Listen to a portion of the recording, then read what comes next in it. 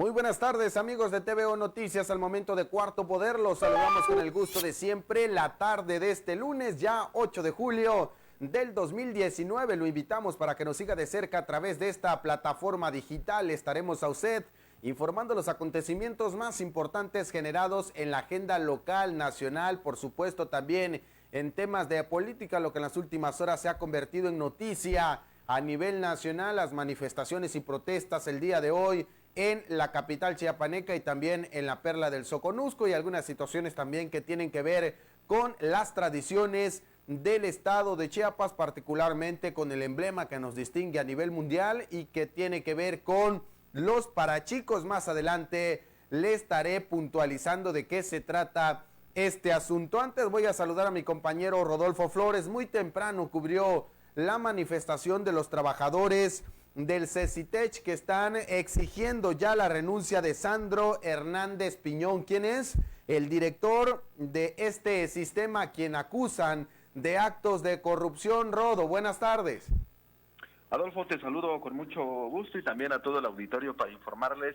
Efectivamente, y es que trabajadores del Colegio de Estudios Científicos y Tecnológicos del Estado de Chiapas, el CECITECH, realizaron una protesta este día en la capital chiapaneca para pedir la renuncia del director Sandro Hernández Piñón, quien es señalado por caso de abuso y también acoso laboral. Ana Laura Nigenda Ramos, secretaria general del Sindicato de Trabajadores Administrativos de este colegio, dio a conocer que desde hace varios meses el director se ha ensañado con los agremiados a este sindicato. Señaló también que se han registrado casos de acoso, concretamente en contra de maestras que son madres solteras, quienes sin explicación alguna han sido cambiadas a sedes muy alejadas, algo que cae dentro de la ilegalidad. Puntualizó también que este personaje es quien no ha querido entablar el diálogo con la base trabajadora, además de que dejó a las autoridades plantadas el pasado viernes. Indicó que estuvieron hasta 2 horas esperándolo junto con los funcionarios para que este tema pudiera tener una solución pues pacífica. Se había designado a las autoridades para dar salida al problema, pero se retiró también sin ninguna voluntad. Criticó que en lugar de aceptar la tregua, ese mismo viernes regresó a las oficinas centrales y hostigó a más mujeres, a quienes también mandó a planteles lejanos cuando existen contrataciones actuales con inscripción a escuelas. Sin embargo, están laborando en la dirección. Por ello insistió en que este actuar del director es reprobable, ya que arremete particularmente en contra de los integrantes de ese sindicato, violando las leyes laborales plasmadas incluso en tratados internacionales, actuando con dolo, sin ninguna otra intención más que humillar a los empleados.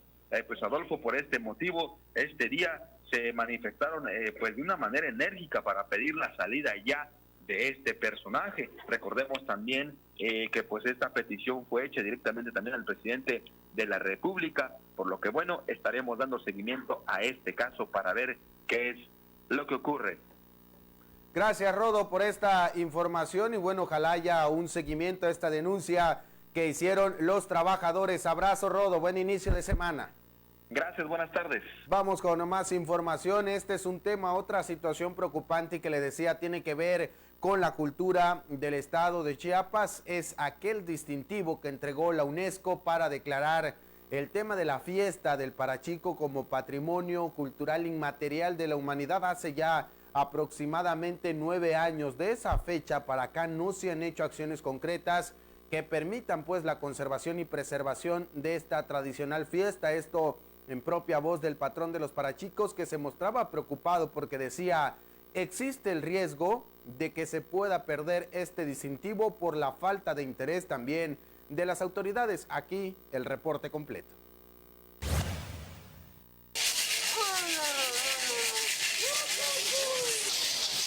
Debido a que en los últimos 9 años no se ha hecho nada para rescatar la tradición de los parachicos, los cuales fueron considerados como patrimonio cultural inmaterial de la humanidad por la Organización de las Naciones Unidas para la Educación, la Ciencia y la Cultura UNESCO, existe el riesgo que, si a la brevedad no hay acciones para su preservación, este distintivo sí puede perderse, advirtió Guadalupe Rubicel Gómez Nigenda, patrón de los Parachicos. Entrevistado sobre el tema, añadió que a 3 siglos de esta cultura viva, no es solo obligación de los danzantes cuidar las tradiciones, también de las instancias gubernamentales quienes deben colaborar con el tema.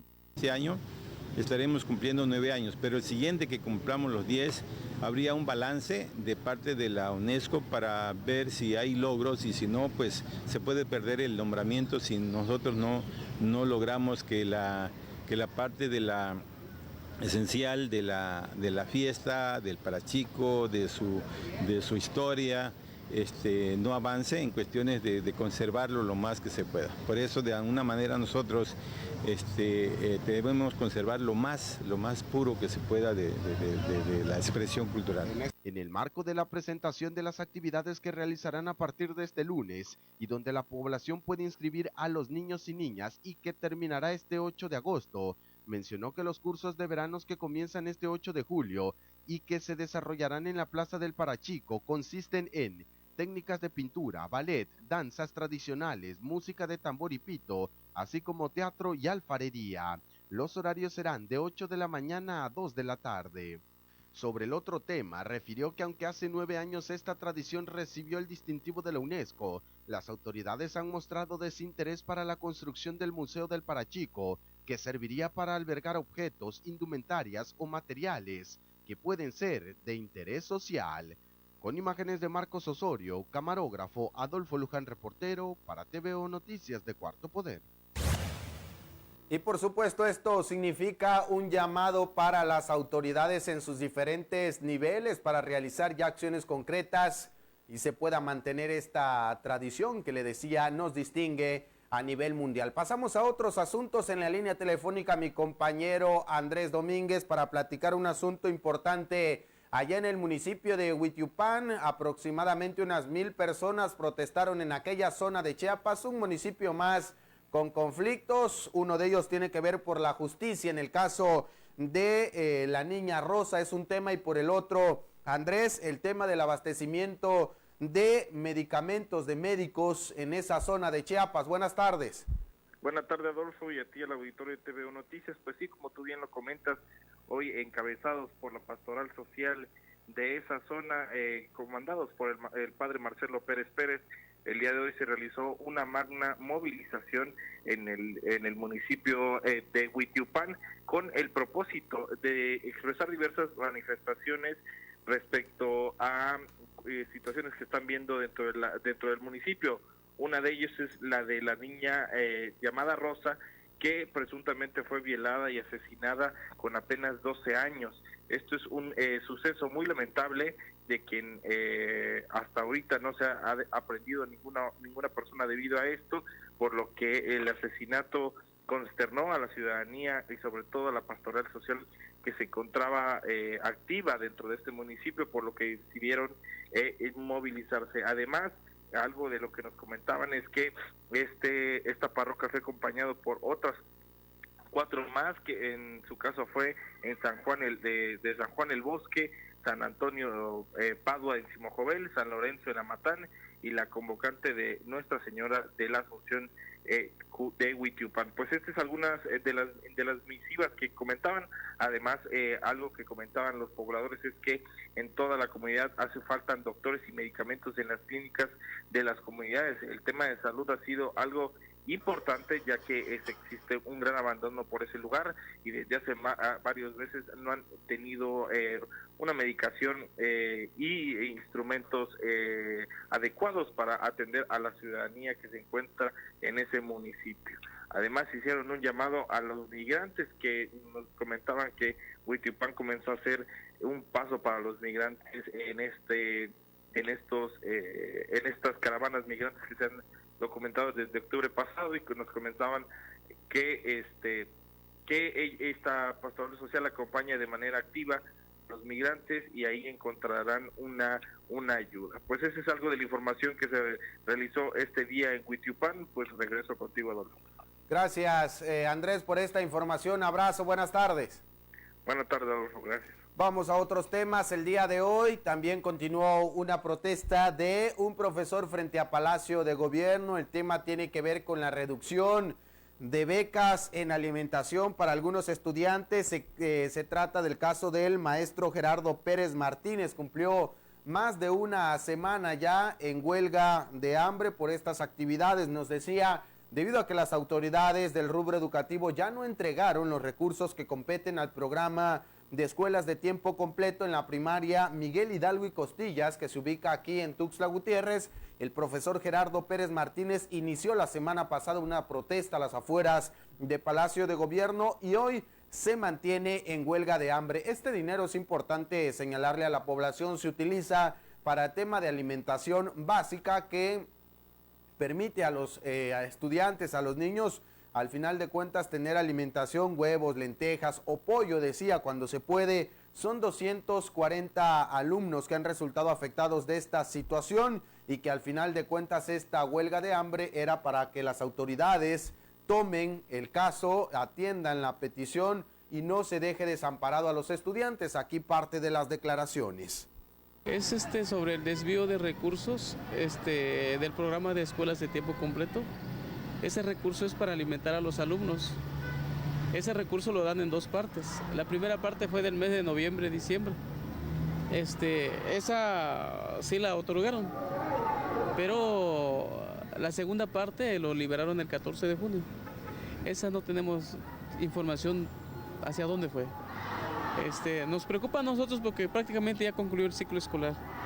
La información que nos han dado es de que ese recurso lo van a dar el próximo ciclo escolar, pero ese recurso es de este ciclo.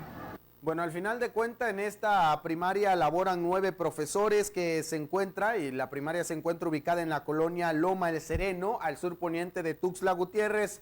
Lamentablemente, en las imágenes que podíamos observar que nos facilitaron los profesores, se trata de una primaria que tiene bastante precariedad y que apenas está edificada con madera y materiales que son pocos resistentes o que al final de cuentas no están en condiciones para que los estudiantes puedan desempeñar sus actividades como lo establece la propia ley. Inclusive la misma zona donde se ubica la primaria hace algunos años fue invadida por integrantes del Movimiento Campesino Regional Independiente, este grupo ya conocido en Tuxtla Gutiérrez denominado el MOCRI, pero que en abril de este año los propios habitantes corrieron a los líderes para hacerse de los terrenos y que pudieran al final de cuentas los maestros también hacerse cargo y responsables de la institución. Lamentablemente los apoyos gubernamentales en este caso que pertenecen a este programa, decía el maestro, no está llegando y esto afecta pues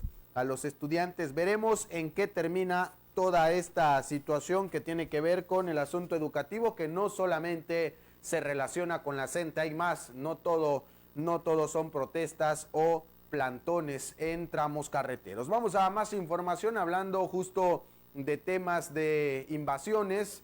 Hay un pronunciamiento por parte de la Canaco en este tema. Recordará usted, la Fiscalía General del Estado a través de su titular Jorge Luis Llave Navarca han realizado ya un par de conferencias de prensa para compartir los datos y los resultados positivos que se han alcanzado en este tema que se olvidó hace varias administraciones y que por supuesto generó incertidumbre en el estado de Chiapas, aunque esto no se dijo por mucho tiempo. La Cámara Nacional de Comercio, Servicios y Turismo de Tuxtla Gutiérrez, hablamos de la Canaco que preside Rafael Sánchez Evadúa, está reconociendo las labores de las autoridades estatales y también de las acciones que han caminado al aseguramiento de la propiedad jurídica de predios que fueron invadidos en los municipios de Tuxtla Gutiérrez, de Berriozábal, de Jiquipilas, de Ocosocuautla, de San Fernando, Mezcalapa, Acala, La Trinitaria, Tapachula, Motocintla y también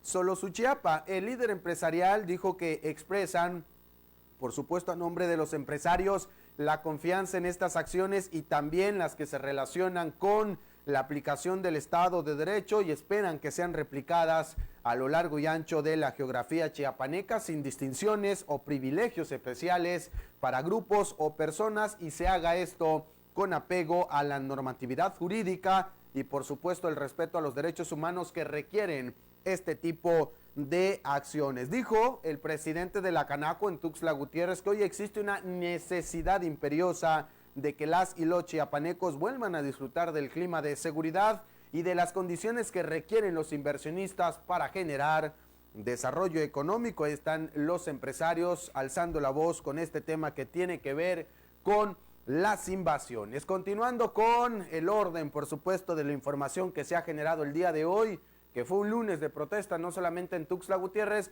sino también en otras zonas de la geografía chiapaneca. En el municipio de Pijijiapan se llevó a cabo el día de hoy un bloqueo carretero por parte de diferentes transportistas, esto por el tema de permisos especiales que dicen a los tricicleros y que está generando molestia. Le dio cobertura a este tema mi compañero Ramón García, a quien saludo con gusto esta tarde. Ramón, adelante.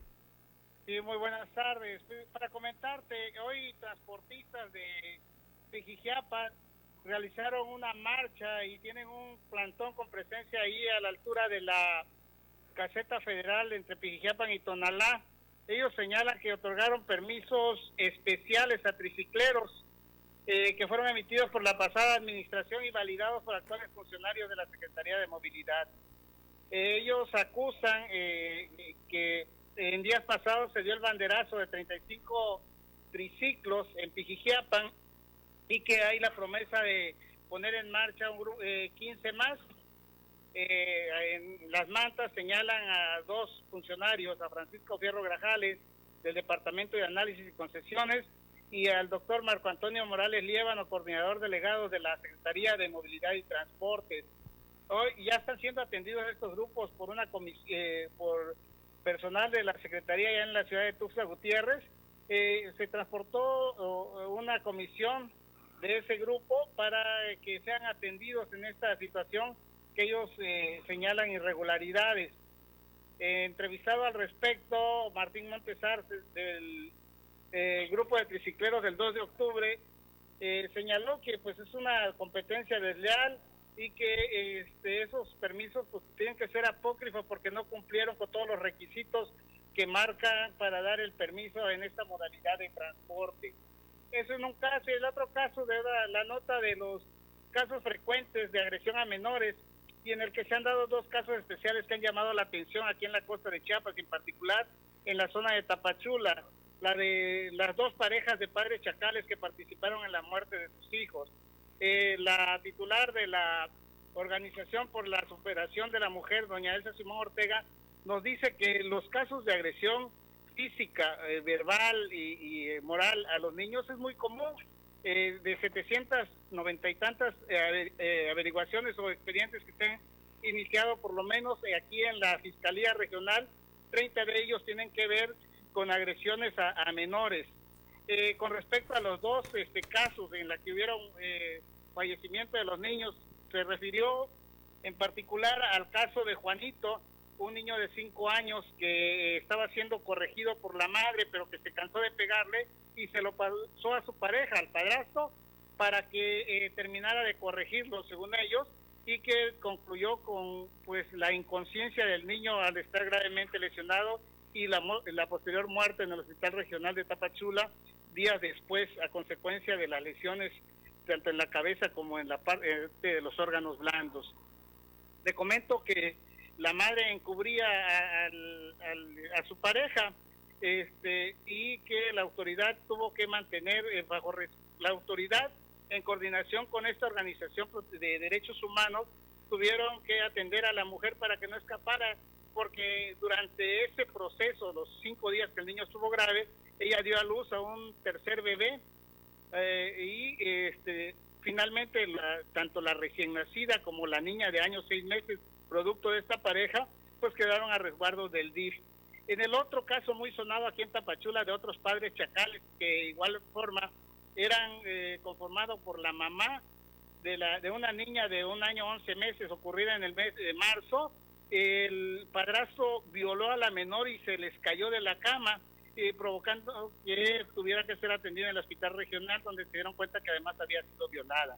La niña finalmente falleció y la pareja fue acusada de feminicidio y aún enfrentan el proceso y esperan que en ambos casos las condenas sean altas. Sin embargo, nos comentaba la señora de la Organización de la Defensa de la Mujer y de los Grupos Vulnerables que en nada repara el daño que se les causó a los niños. Reconoció que hay que corregir a los niños, pero jamás golpearlos y mucho menos causarles daños. Pues ese es el reporte desde la costa de Chiapas.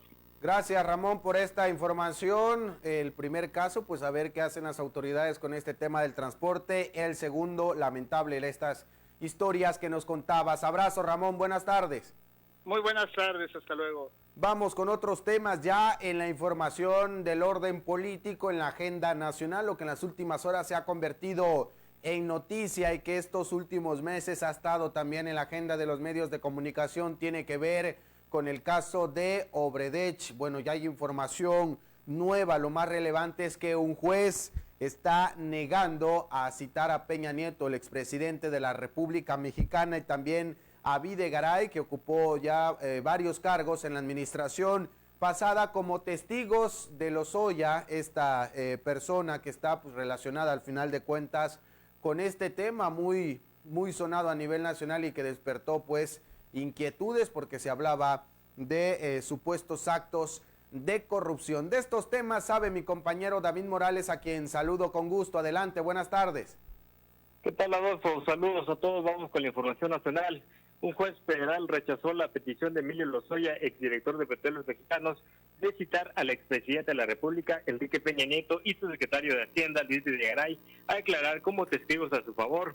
El juez octavo de Distrito de Amparo en materia penal en la Ciudad de México rechazó la prueba testimonial ofrecida por la defensa de Lozoya, que incluía citar a declarar a más de 10 exfuncionarios de la administración de Enrique Peña Nieto, entre los que se encuentran el secretario de Energía, Pedro Joaquín Caldwell, Enrique Ochoa Reza, ex titular de la Comisión Federal de Electricidad, CFE, Miguel Meschmacher, ex subsecretario de Ingresos de la Secretaría de Hacienda y Crédito Público, y José Manuel Carrera Panizo, ex director de PMI Internacional, filial de Pemex, entre otros exfuncionarios. De acuerdo con Javier Coello Trejo, abogado de Lozoya, el juez de amparo indicó que dicha prueba debe ser ofrecida ante el juez de control del Reclusorio Norte, que libró la orden de aprehensión contra su cliente por el delito de lavado de dinero. Sin embargo, el abogado explicó que esto no es posible porque se requiere que Lozoya sea vinculado al proceso, lo que no ha ocurrido hasta el momento, por lo que anunció que representará un recurso de queja en contra de dicha decisión. Esa es la información nacional. Adolfo Reyes, contigo. Gracias, David, por esta información, un tema que va a dar todavía de qué hablar en las siguientes semanas o meses, por lo que implica el caso Obredech. Con eso nosotros llegamos a la conclusión de esta segunda emisión. A nombre de todo el equipo, nuestros compañeros Marcos Osorio, Max Otero en los sistemas informativos, el ingeniero Armando Barrientos en la edición, Alex Castillejos en la producción, el ingeniero Juan Carlos. Soy Adolfo Abosaid, que tenga un excelente inicio de semana, muy buenas tardes, buen provecho. Mañana en punto de las 8 de la mañana.